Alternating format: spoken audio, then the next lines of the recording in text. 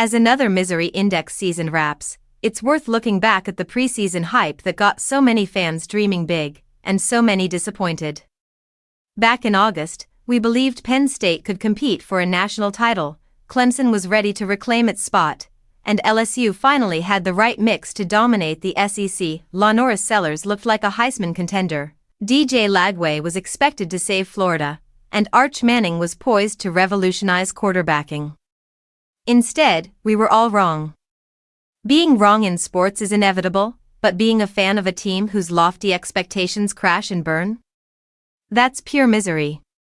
This final misery index of 2025 honors those programs whose expected greatness never materialized. Texas, preseason number 1, managed 9 wins but faltered due to quarterback inexperience. Penn State imploded in a bizarre 3-week collapse, leading to James Franklin's firing. Clemson's returning talent looked strong on paper, but loyalty to underperforming players and coaches cost them. LSU struggled under a distracted Brian Kelly. Arizona State, South Carolina, Florida, and Kansas State all saw high hopes unravel for different reasons: injuries, coaching missteps, or inexplicable close losses. Across conferences, disappointment was widespread.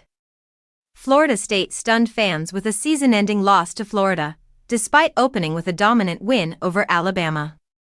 Nebraska under Matt Rule collapsed after early optimism, with injuries and transfers exposing cracks.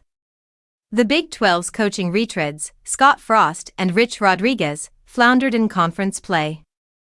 Kentucky's Mark Stoops, once a steady presence, saw a 5-7 season capped by a blowout loss to Louisville.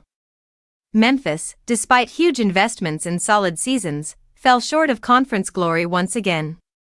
Several coaches felt the sting of expectation.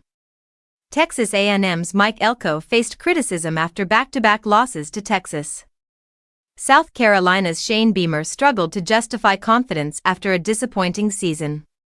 Tennessee's Josh Heupel saw defensive slippage raise concerns despite an overall solid year.